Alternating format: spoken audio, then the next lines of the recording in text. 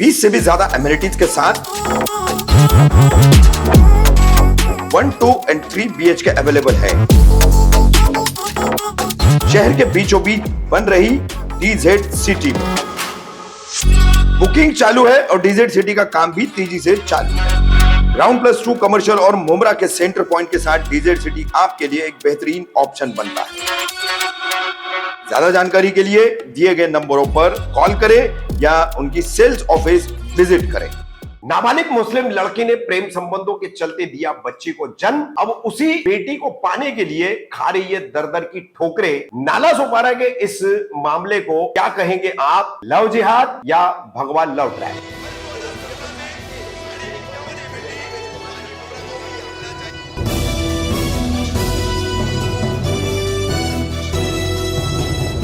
रफीक कामदार हिंदुस्तानी reporter में आपका स्वागत है। नाला सोपारा के अचोले पुलिस स्टेशन में एक FIR दर्ज हुई। FIR दर्ज कराने वाली एक नाबालिग 17 वर्षीय युवती। इस 17 वर्षीय युवती ने वर्ष 2023 के अंत में एक बच्ची को जन्म दिया। बच्चे को जन्म कैसे दिया? तो अलकापुरी जो नाला सोपारा का इलाका है जहां पर ये युवती रहती है, नाबालिग है, मुस्लिम है और उसका अपनी ही इमारत के सामने वाली इमारत में रहने वाले महेंद्र सुतार नाम के 23 वर्षीय युवक से प्रेम संबंध हो गए।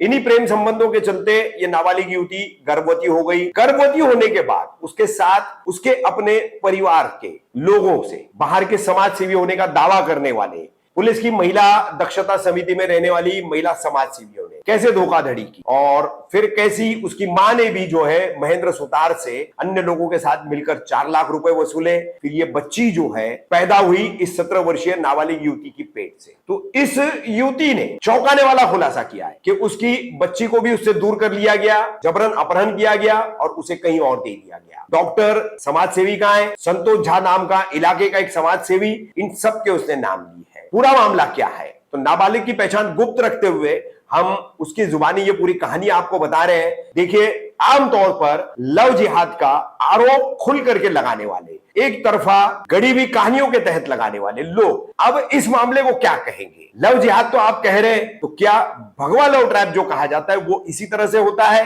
17 वर्षीय युवती नाबालिग है, 2 साल पहले यानी कि 15 साल की उम्र में थी, प्रेम संबंध हुए, 16 साल की उम्र में मां बन गई, 17 साल की उम्र में जो है बच्ची को वापस पाने के लिए, बेटी को पाने के लिए दर दर की ठोकरें खा रही है। और महेंद्र सुतार ने उसे क्या जवाब दिए वो भी उसने कहा है। बाद में फिर से उससे संपर्क हुआ है इंस्टाग्राम पर, तो क्या उसने जवाब दिया वो भी उसने कहा है। लेकिन जवाब देने के बावजूद महेंद्र सुतार कहीं भी आगे नहीं आया है। अब नाला सोपारा में इस संबंध में अचोले पुलिस स्टेशन में FIR दर्ज हुई है। देखते हैं कि पुलिस जो है इन समाज सेवियों पर, डॉक्टरों पर और ह्यूमन ट्रैफिकिंग करने वाले लोगों पर किस तरह की कार्रवाई करती है।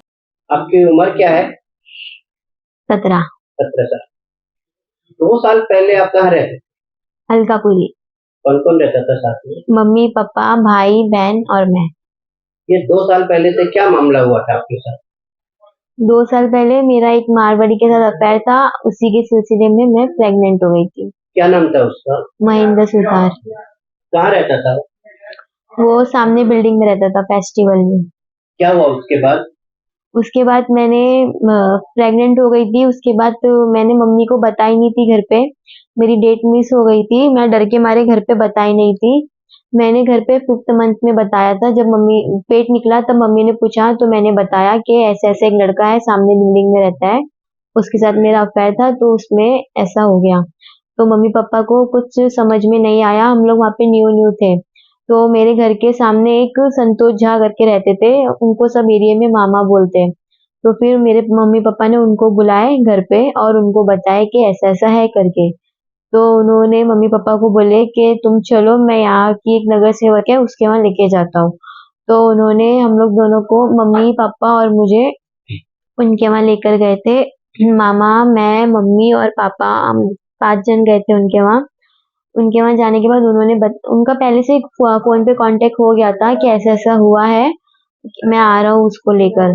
तो फिर हम लोग उनके वहाँ गए। उनके वहाँ जाने के बाद उन्होंने मुझे पूछे, बेटा तुझे क्या करना है? तो मैंने बोली कि मुझे उस लड़के से शादी करना है करके।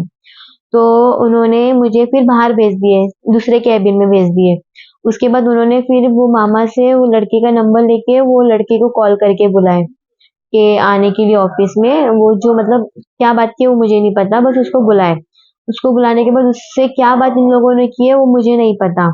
वो लड़के को वापस भेज दिए, मुझे रिटर्न बुला के बोले कि वो लड़का शादी के लिए नहीं बोल रहा है, तेरा कास्ट तू मोमेडियन है और वो हिंदू है तो शादी नहीं होगी, बच्चा गिराना पड़ेगा करके उन्होंने मुझे ऐसा बोले संगीता थोरात ने। संगीता थोरात ने बोले कि बच्चा गिराना पड़ेगा करके। तो फिर मैंने उस टाइम पे कुछ बोली नहीं थी उनको। फिर नेक्स्ट डे उन्होंने मुझे, गौरव नाम का एक लड़का है और हरीश हरीश भोसले, उसके साथ फिर उन्होंने मुझे आर के हॉस्पिटल भेजे, डॉनलाइन कल्पना वारंग के वहाँ। डॉक्टर ने चेकअप करी, चेकअप करने से मालूम पड़ा कि मुझे 7 मंथ चल रहा है, अबॉर्शन नहीं होगा करके, तो अबॉर्शन नहीं होगा करके। फिर उन्होंने मुझे बताया बस इतना ही। उसके बाद उन्होंने संगीता थोरात मैडम से क्या कांटेक्ट किया नहीं पता मुझे। उसके बाद सिर्फ मुझे बोलते थे जब तेरे को बुलाएंगे तब चेकअप के लिए आ जाना करके। तो फिर मुझे वो बुलाते थे चेकअप के लिए, मैं जाती थी। एक बार फिर मुझे उन लोगों ने मुझे दादर भेजे थे। कोई एक लेडी आई थी मेरे साथ, मम्मी पापा मैं और वो लेडी, बोली कि ये लेडी नगर सेवक है, इसके साथ दादर जाने के लिए। उन लोगों ने मुझे दादर लेकर गए। क्या वहाँ नाम था उस लेडीज का? उसका नाम था निशा जगताप। उसके साथ उन लोगों ने मुझे दादर भेजे। दादर में हम लोग वकील के वहाँ गए। मुझे सिर्फ इतना बोला गया कि तेरी बच्चे के अच्छे के लिए है। तो मैंने साइन, मुझसे कुछ लोगों ने सिग्नेचर वो नहीं लिए थे, मम्मी पापा ने किया। क्या वो था लिखा वो मुझे नहीं पता, क्योंकि मराठी में लिखा था और मैं उर्दू उर्दू मीडियम से पढ़ी थी। फिर उसके बाद वो वहां से लेडी चले गई, फिर हम लोग रिटर्न घर पे आ गए। रिटर्न घर पे आने के बाद फिर मुझे वही नॉर्मली मैं चेकअप के लिए जाती थी 15-15 डेज में। उसके बाद फिर मुझे लेबर पेन चालू हो गया था। 23 सितंबर को रात को लेबर पेन चालू हो गया था मुझे, करीब 9 बजे के टाइम पे।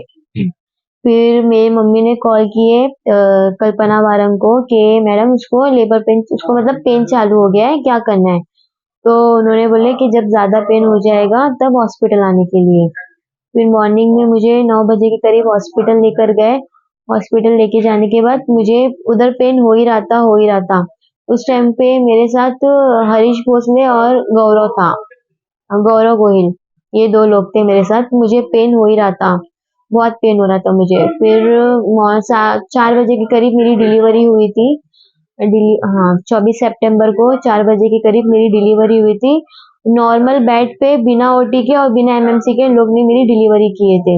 डिलीवरी करने के बाद तो एक रात बच्चा मेरे पास रुका था, बेबी गर्ल थी, एक रात रुकी थी। और नेक्स्ट डे, एक रात रुकने के बाद नेक्स्ट डे 2 बजे के करीब कोई लेडी आई, वही लेडी आई थी जो मुझे दादर लेकर गई थी।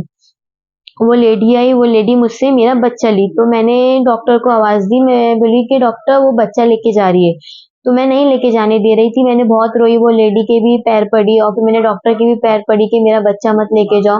तो डॉक्टर ने बोली कि अगर ज्यादा यहाँ पे भांडा करेंगे तो मैं दोनों को, तो मैं तेरे बच्चे को और तुझे मार दूंगी करके, उसने ऐसा बोली। ये किसने बोला? कौन से डॉक्टर ने बोला? डॉक्टर का नाम है दीपाली, डॉक्टर दीपाली परमार।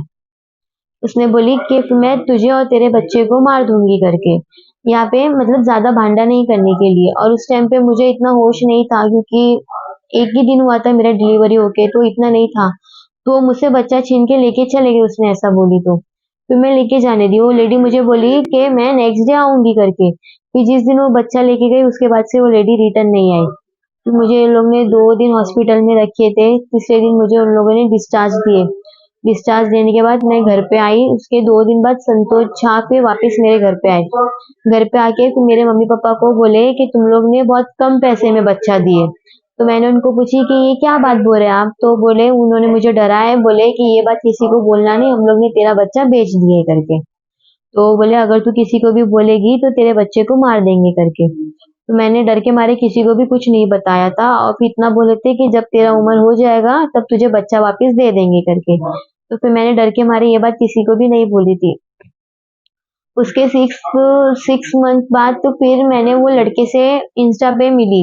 इंस्टा पे मेरी बातचीत हुई वो लड़के से, मैंने उसको मैसेज किया। सुतार से? हाँ, महेंद्र सुतार को फिर मैंने इंस्टा पे मैसेज किया। ये सारी जो आपने घटनाएं बताई है, इस मामले में क्या एफआईआर हो चुकी है?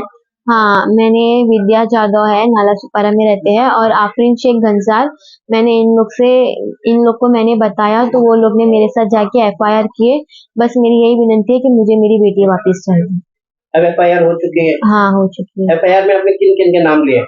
मैंने एफआईआर में फर्स्ट पे संतोष झा, संगीता थौरात की असिस्टेंट रिया ठाकुर, हरीश भोसले, गौरव गोहिल, कल्पना वारंग मैडम जिसने डिलीवरी करवाया, और जो बच्चा दी दीपाली परमार और निशा जगताप।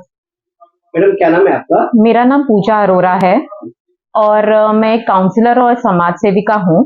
जैसे ये केस के रिगार्डिंग कल मुझे विद्या जादव और आफरीन गंसार शेख ने मुझे कांटेक्ट किया था। तो कल जब एफआईआर दर्ज हुआ तो इस लड़की के साथ मैं भी वहां पे मौजूद थी और बस मैं ये समाज को यही बोलना चाहती हूँ और हमारे महाराष्ट्र पुलिस को यही बोलना चाहती हूँ जो हमारे नाला सुपारा एट प्रेजेंट जो एफआईआर दर्ज कर रहे थे कि ये जो भी आरोपी बच्ची ने एफआईआर में नाम लिया है उनको कड़ी की कड़ी सजा हो और इस बच्ची को न्याय मिले, जस्टिस मिले और उसके बच्ची को उसके जो छोटी लड़की है जो बोलते हैं ह्यूमन ट्रैफिकिंग या किडनैपिंग या जो भी नाम ले लो आप, बस उसको न्याय मिले और उसको जस्टिस मिले।